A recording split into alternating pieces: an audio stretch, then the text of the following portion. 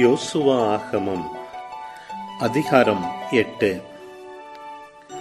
ஆண்டவர் யோசுவாவிடம், அஞ்சாதே, கலங்காதே, உன்னுடன் எல்லா போர் வீரர்களையும் சேர்த்துக்கொள். ஆயியை நோக்கி புறப்பட்டுச் செல். இதோ, ஆயியின் மன்னனையும் அதன் மக்களையும் அவனது நகரையும் அவனது நாட்டையும் உன் கையில் ஒப்படைக்கிறேன். எரிகோவிற்கும் அதன் மன்னனுக்கும் செய்தது போல் ஆயிக்கும் அதன் மன்னனுக்கும் செய்வாய். கைப்பற்றப்பட்ட பொருள்களையும் கால்நடைகளையும் உங்களுக்கு வைத்துக் கொள்ளுங்கள். நகருக்கு பின்புறத்தில் ஒரு பதுங்கிடம் அமை என்றார். அவ்வாறே யோசுவாவும் எல்லா போர் வீரர்களும் ஆயிக்கு புறப்பட தயாராயினர். யோசுவா 30,000 வலிமை வாய்ந்த போர் வீரர்களை தேர்ந்தெடுத்து அவர்களை இரவில் அனுப்பினார். அவர்களிடம், பாருங்கள், நீங்கள் அந்நகருக்கு பின்புறம் பதுங்கியிருங்கள். நகரிலிருந்து மிகவும் தொலையில் போய்விடாதீர்கள். அனைவரும் தயாராக இருங்கள். நானும் என்னுடன் இருக்கும் மக்கள் எல்லாரும் நகருக்கு அருகில் வருவோம். நம்மை பிடிக்க முன்பு போல் அவர்கள் வெளியே வருவார்கள். அவர்கள் முன் நாங்கள் ஓடுவோம். அவர்கள் எங்கள் பின் வெளியே வருவார்கள்.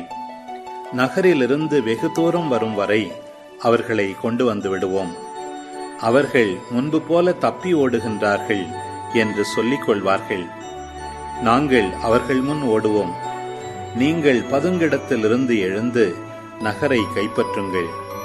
உங்கள் கடவுளாகிய ஆண்டவர் அதை உங்கள் கையில் கொடுப்பார். நீங்கள் நகரை கைப்பற்றியதும் அதை நெருப்பினால் எரியுங்கள். கடவுள் கூறியது போலவே செய்யுங்கள். உங்களுக்கு கட்டளையிடுகிறேன், கவனமாயிருங்கள் என்றார். யோசுவா அவர்களை அனுப்ப அவர்கள் பதுங்கிடத்திற்கு சென்றார்கள். அவர்கள் ஆயிக்கு மேற்காக பெத்தேலுக்கும் ஆயிக்கும் இடையில் பதுங்கிக் கொண்டனர். யோசுவா இரவில் மக்கள் நடுவே தங்கினார். யோசுவா வைகரையில் எழுந்து மக்களை எண்ணினார். அவரும் இஸ்ராயேலின் முதியோரும் மக்களுக்கு முன்னே ஆயிக்கு சென்றனர். அவருடன் இருந்த போர் வீரர்கள் எல்லாரும் புறப்பட்டு சென்று அந்நகருக்கு அருகில் வந்தனர். அவர்கள் ஆயிக்கு வடக்கே பாளையம் இறங்கினார்கள்.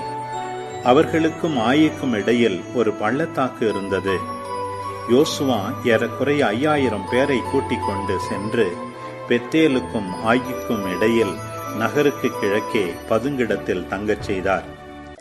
மக்கள் நகருக்கு வடக்காகவும் பள்ளத்தாக்கிற்கு கிழக்காகவும் இருந்த இடத்தில் பாளையம் இறங்கினார்கள். யோசுவா அவ்விரவை பள்ளத்தாக்கில் கழித்தார். ஆயியின் மன்னன் இதை கண்டதும் அந்நகர மக்கள் காலையில் விரைந்து எழுந்து இஸ்ரவேலுடன் போரிட வெளியே வந்தனர்.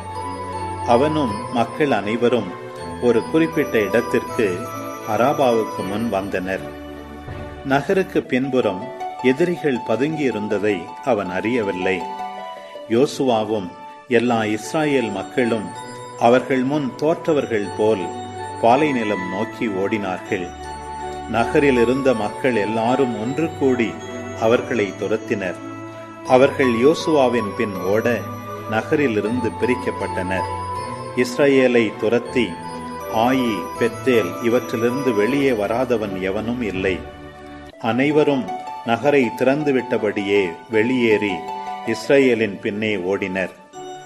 ஆண்டவர் யோசுவாவிடம், உன் கையில் உள்ள ஈட்டியை ஆயியை நோக்கி ஓங்கு, ஏனெனில் அதை உன் கையில் ஒப்படைப்பேன் என்றார்.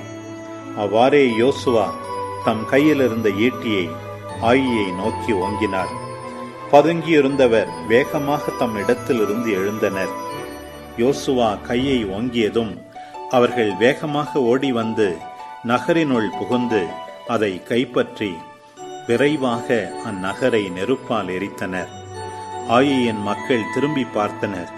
இதோ, நகரினின்று எழும்பிய புகை விண்ணை நோக்கி போவதை கண்டனர். எப்பக்கமும் தப்பியோட அவர்களுக்கு வாய்ப்பு இல்லை. பாலை நிலம் நோக்கி ஓடிய இஸ்ரவேல் மக்கள் தங்களை துரத்தியவர் மீது திரும்பி பாய்ந்தனர். பதுங்கியிருந்தவர்கள் நகரை கைப்பற்றியதையும் ஆயியின் புகை மேலே எழும்புவதையும் கண்ட யோசுவாவும் எல்லா இஸ்ராயேல் மக்களும் திரும்பிச் சென்று ஆயி மக்களை தாக்கினர். இந்நேரத்தில் பதுங்கியிருந்தோரும் நகரிலிருந்து வெளியே வந்து அவர்களை தாக்கினர். எனவே இரு பக்கமும் இஸ்ராயேலருக்கு இடையே அவர்கள் சிக்கிக் கொண்டனர். அவர்களுள் ஒருவனும் உயிரோடு தப்பிக்காதபடி அவர்கள் தாக்கப்பட்டனர். இஸ்ராயேலர் ஆயியின் மன்னனை உயிருடன் பிடித்து யோசுவாவிடம் கொண்டு வந்தனர். இஸ்ரவேலர் ஆயி மக்கள் அனைவரையும் பாலை நிலத்தில் துரத்திச் சென்று கொன்றனர். அனைவரையும் வாள்முனையில் அடியோடு அழித்தனர். பின்னர் இஸ்ரவேலர் அனைவரும் ஆயிக்கு திரும்பி அதையும் வாள்முனைக்கு இரையாக்கினர். ஆண்களும் பெண்களுமாக அன்று இறந்தவர் 12,000 பேர். ஆயியின் ஆண்கள் எல்லாருமே அன்று வீழ்ந்தனர். ஆயியின் எல்லா மக்களையும் கொல்லும் வரை யோசுவா ஈட்டியுடன் ஓங்கிய கையை மடக்கவில்லை. யோசுவாவுக்கு ஆண்டவர் கூறியபடியே கால்நடையையும் நகரின் பொருள்களையும் மட்டும் இஸ்ராயேல் மக்கள் கொள்ளை பொருளாக எடுத்துக்கொண்டனர். யோசுவா ஆயியை தீக்கிரையாக்கி அது என்றென்றும் அழிவின் மேடாக இருக்குமாறு செய்தார். அது இன்று வரை அப்படியே உள்ளது. அவர் ஆயி மன்னனை தூக்கிலேற்றினார்.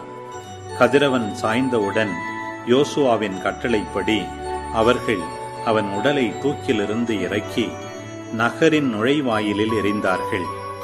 அதன் மீது பெரும் கற்குவியலை எழுப்பினர். அது இன்று வரை உள்ளது. இதன் பின் யோசுவா இஸ்ராயேலின் கடவுளாகிய ஆண்டவருக்கு ஏபால் மலையில் ஒரு பீடம் எழுப்பினார். அது ஆண்டவரின் ஊழியராகிய மோசே இஸ்ரவேல் மக்களுக்கு கட்டளையிட்டிருந்தபடி அமைந்தது. மோசேயின் திருச்சட்ட நூலில் எழுதியுள்ளது, இரும்பு கருவிகளை கொண்டு செதுக்காத முழு கற்களால் பீடம் அமைக்கப்பட வேண்டும். அவர்கள் அதன் மீது ஆண்டவருக்கு எரிபலிகளையும் நல்லுறவு பலிகளையும் ஒப்புக் கொடுத்தனர். அங்கு கற்களின் மீது மோசேயின் கட்டளையை யோசுவா இஸ்ராயேலர் முன்னிலையில் எழுதினார்.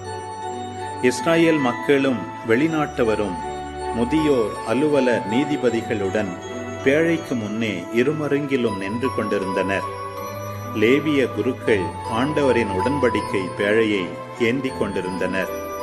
பாதி பேர் கெரிசிம் மலை முன்பும் பாதி பேர் ஏபால் மலை முன்பும் கடவுளின் ஊழியர் ஆகிய மோசே ஏற்கனவே கட்டளையிட்டபடி இஸ்ரவேல் மக்களுக்கு ஆசி தர நின்று கொண்டிருந்தனர். அதன்பின் திருச்சட்ட நூலில் எழுதியுள்ள அனைத்து ஒழுங்குகளின்படி ஆசிகளையும் சாபங்களையும் சட்டத்தின் எல்லா நியமங்களையும் அவர் வாசித்தார். மோசே கட்டளையிட்ட எல்லாவற்றினின்றும் இஸ்ராயேல் சபை முன் யோசுவா வாசிக்காதது எதுவும் இல்லை. அப்போது பெண்கள், குழந்தைகள், அவர்களிடையே வாழ்ந்த அயலார் ஆகியோரும் உடனிருந்தனர். அன்பு உறவுகளே, இது உங்களுக்கான நேரம். இக்காணொளியில் ஒலி வடிவில் யோசுவா புத்தகம் 8ஆம் அதிகாரத்தை முழுமையாக பார்த்தும் கேட்டும் ஜெபித்தும் இருப்பீர்கள். இன்றைய இறைவார்த்தையின் அடிப்படையிலான கேள்வி: நீங்கள் எதிலிருந்து எழுந்து நகரை கைப்பற்றுங்கள். உங்கள் கடவுளாகிய ஆண்டவர் அதை உங்கள் கையில் கொடுப்பார். பதில்களை கமெண்ட்ஸில் பதிவு செய்யவும். இதுபோன்ற வீடியோக்களை தொடர்ந்து காண இந்த வலைதளத்தை சப்ஸ்கிரைப் செய்யவும். மேலும் லைக் கொடுத்து எங்களை ஊக்கப்படுத்தவும். இப்பதிவுகளை மற்றவரோடு பகிர்ந்து ஷேர் செய்து நாளும் திருவிவிலியத்தின் ஒரு அதிகாரத்தை வாசிக்கவும், கேட்கவும், பார்க்கவும் நீங்கள் உதவிடலாம். மீண்டும் அடுத்த காணொளியில் சந்திப்போம். இந்த நாள் இனிய நாளாய் அமையட்டும். இறைவன் உங்களை ஆசீர்வதிக்கட்டும்.